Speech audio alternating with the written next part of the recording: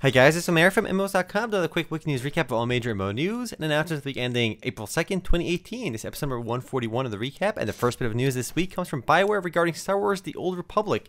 In an interview with Star Wars The Old Republic Central, two BioWare employees confirmed that the studio is working on another expansion for the game that will focus on the Empire vs. Republic core storyline.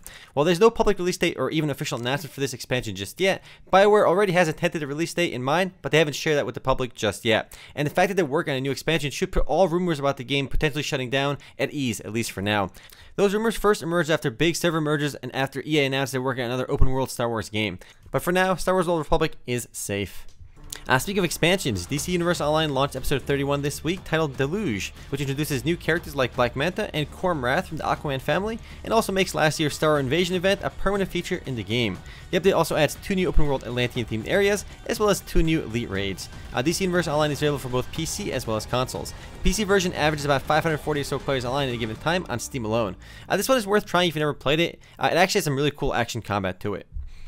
Next up, we have another expansion released this week. This time, it's for an oldie. Seal Online's latest expansion, The Forgotten King, launched this week, and it raised the game's level cap from 251 to 261 and added two new skills to each class. It also added two new maps to the game as well. Seal Online is quite an oldie. It launched over 10 years ago back in 2007 in the West, and it still gets updated, which is quite impressive. It actually also has a mobile version, but it's some autoplay nonsense, so don't play the mobile version.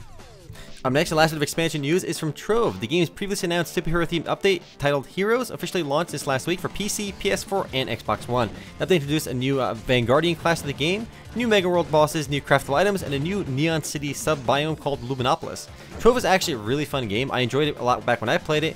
Think of it as a Minecraft meets MMORPG, and it's actually really popular as well. The game's player base has declined from its peak, but the game still averages about 3,800 or so players online at a given time on Steam alone, which is pretty damn good.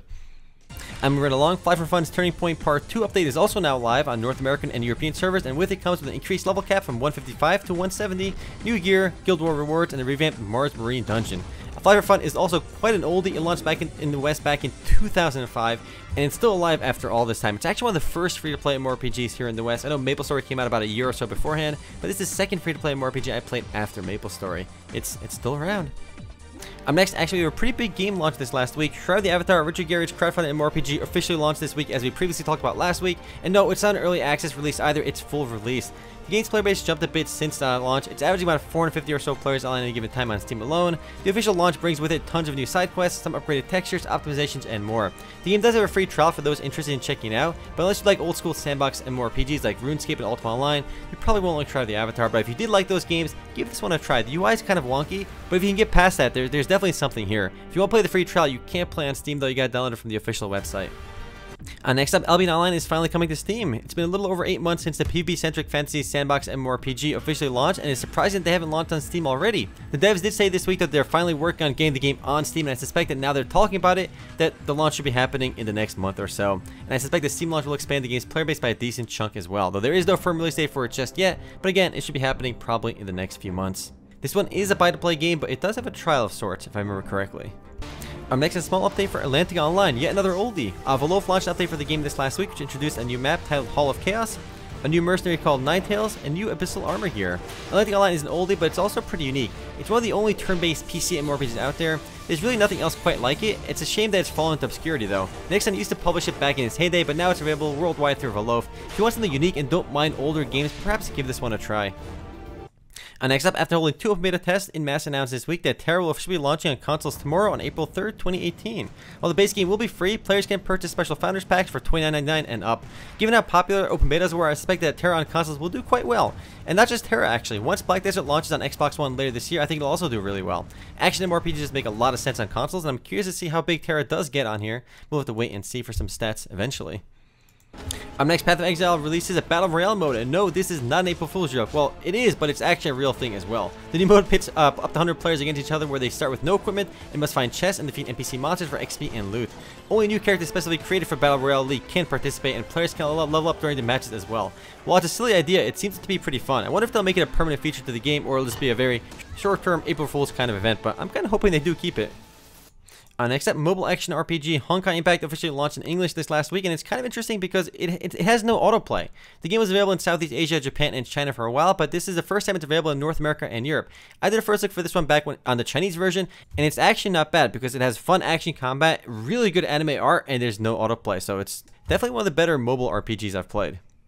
Next up, in an unusual announcement this last week, the folks behind the digital card game Faeria announced they'll be transitioning from a free-to-play model to a buy-to-play one, and they'll be holding development on their mobile version. This is really unusual because basically every other digital card game out there is free-to-play. Think of games like Hearthstone, Shadowverse, Gwent, the Elder Scrolls one. There's just so many of these card games that are free to play, and Faeria is going to be a buy-to-play game. Now, the reasoning behind going buy-to-play was the studio basically said they didn't know how to monetize the free-to-play players, so they weren't making enough money. But it seems like if they go buy-to-play, just less people would play the game, and matches would be very difficult to find. The game's player base really isn't that high anyway. It's about 330 or so players on Steam, so there aren't that many people playing Faeria to begin with, so it might really hurt their player base, but we'll see how it goes for them. Hopefully, if you buy the game, you get all the cards, but we'll see what they do with it.